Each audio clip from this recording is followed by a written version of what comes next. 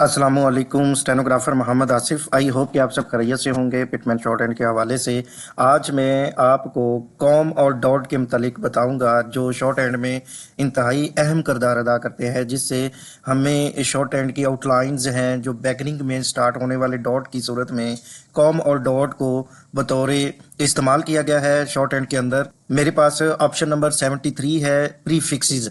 Prefixes option number A पढ़ते हैं, the prefixes con और कॉम।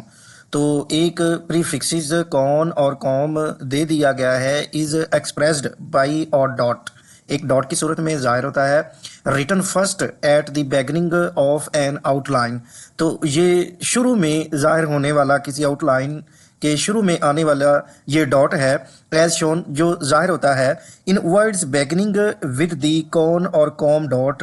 तो ये किसी वर्ड्स में, अल्फाज की सूरत में आने वाला, शुरू में आने वाला कॉम और डॉट की सूरत में आपको नजर आएगा। The first vowel after the prefixes, तो पहले वावल प्रीफिक्सेस के बाद determines the position of the outline. तो आउटलाइन की पोजीशन के मुताबिक हम इसे डिटरमाइंस कर देते हैं, यानी इससे पहले आपको कोई भी इंग्लिश का वर्ड है उसमें कौन और कॉम का जिक्र आएगा। मीन पढ़ने में आपको आवाज़ जो है, वॉल्यूम है, वो आपको पोजीशन नज़र लाजमी आएगी। जैसे ये मेरे पास पहला है कंडीशन वर्ड, तो कंडीशन में क्या है, कौन आया, तो कौन की सूरत में हमने इस डॉट को एक्सप्रेस करना है जो कि आपको कॉम और कौन की सूरत में नजर आएगा। देखिए कौन, यहाँ तक कौन, CON कौन, तो ये डॉट बिल्कुल आपने बिगनिंग में, शुरू में आउटलाइन के सामने लगाना है, ऊपर वाली साइड पे शुरू में आएगा। तो उसके बाद डी के साथ हम शन लगा देंगे, ये कंडीशन की आउटलाइन हो जाएगी। कौन का डॉट लगाएंगे, डी के साथ बड़ा शन लगा देंगे, ये कंडीशन की आउटलाइन हो जाएगी। उसके बाद कंडक्ट है, तो कौन का डॉट लगेगा बिल्कुल ऊपर बिगनिंग में, और डी और के को हाफ करेंगे, ये कंडक्ट की आउटलाइन हो जाएगी। ये इंतहाई इंपॉर्टेंट लेक्चर है आपके लिए शॉर्ट हैंड के अंदर, आपको समझने के लिए, जिससे आपकी शॉर्ट हैंड मजीद जो आउटलाइन है वो बिल्कुल छोटी हो जाती है और इससे आपकी जो स्पीड है वो भी ज़्यादा हो जाती है।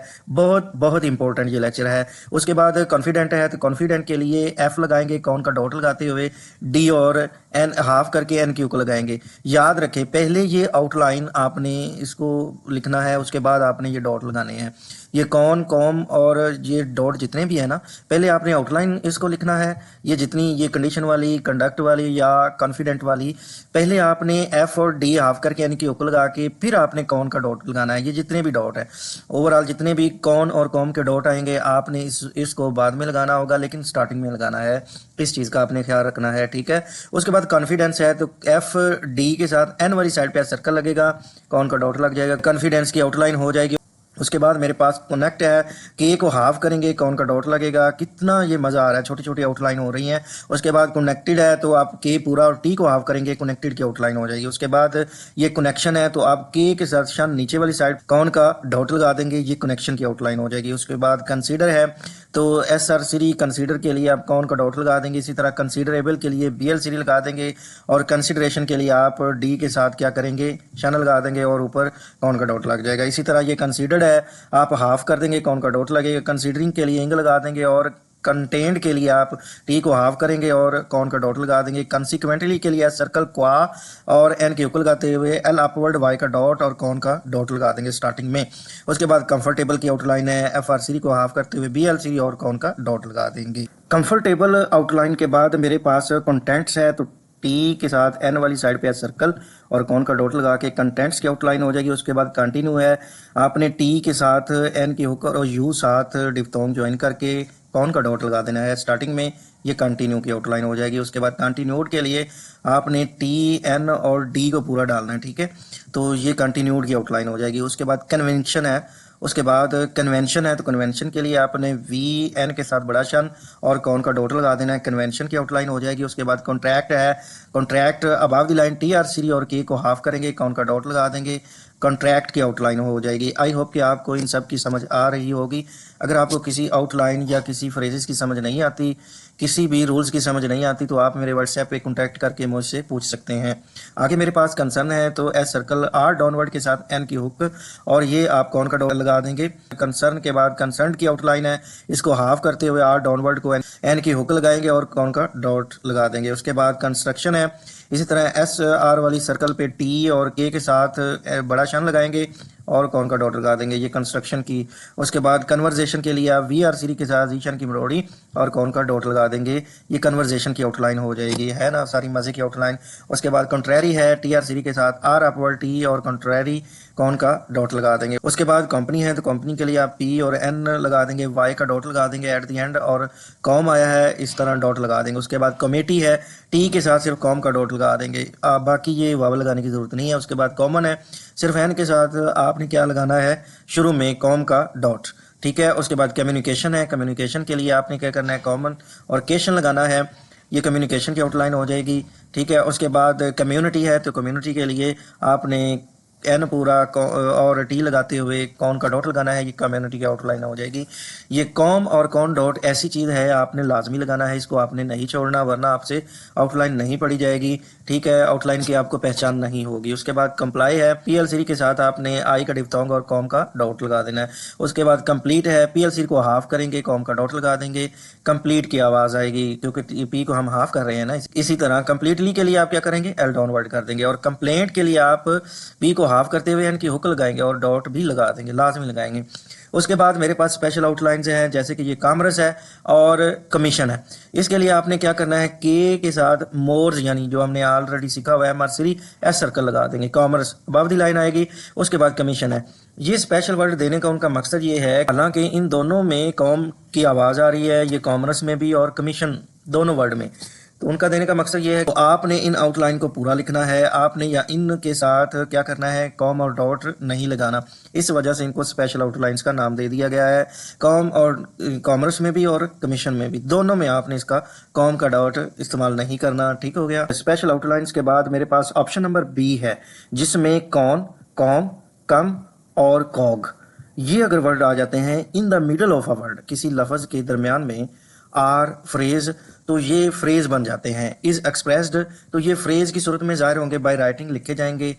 टी डब्ल्यू क्यू स्टॉक्स, यानी हम इसे डिसजॉइन करके थोड़ा सा करीब करके, क्लोज टू ईच अदर, थोड़ा सा करीब करके हम इसे लिखेंगे, ईच अदर दोनों को डिसजॉइन करके। आम लफाज में अगर मैं कहूँ तो डिसजॉइन करके आपने इनको लिखना होगा। जब किसी वर्ड के जो इंग्लिश का वर्ड है उसके दरमियान अगर वाज आ जाए, कॉक की, कम की और कॉम और कौन की, ठीक हो गया।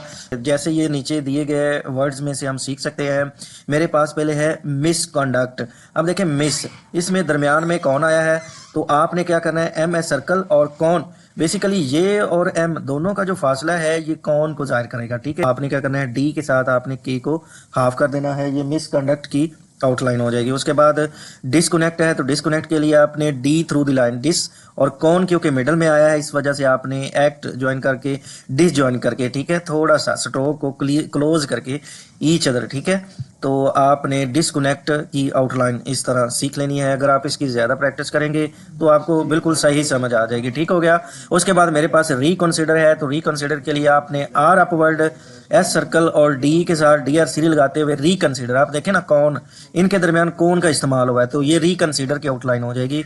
उसके बाद डिसकंटिन्यूड है तो डिसकंटिन्यूड के लिए आपने क्या करना है, डिस थ्रू द लाइन और कंटिन्यू, देखें टी और एन डी पूरा आपने लगाना है यहाँ तक क्योंकि टी न्यूड का इस्तेमाल हुआ है ना, कौन इसके दरमियान ये हो गया, ठीक है, आने वाला ये जो फासला है, ये जो डिस ज्वाइन करके हम लिख रहे हैं ये कौन होगा, ठीक है, क्योंकि ऑलरेडी हम ऊपर पढ़ चुके हैं। उसके बाद अनकॉमन है तो अनकॉमन के लिए एक एन और डिस ज्वाइन करके एक एन और लगा देंगे, अनकॉमन की आउटलाइन हो जाएगी। उसके बाद डिसकंफर्ट है तो डिसकंफर्ट के लिए आपने dis through the line S circle और एफ आर सीरी डिस ज्वाइन करके साथ लिखेंगे कॉम के लिए, ठीक हो गया। सर्कमफ्रेंसेस, तो सर्कमफ्रेंसेस के लिए आपने क्या करना है, सर्कल क्योंकि कम आया ना तो आपने डिस ज्वाइन करके क्या करना है, F R upward S circle, ये सर्कमफ्रेंसिस की आउटलाइन हो जाएगी।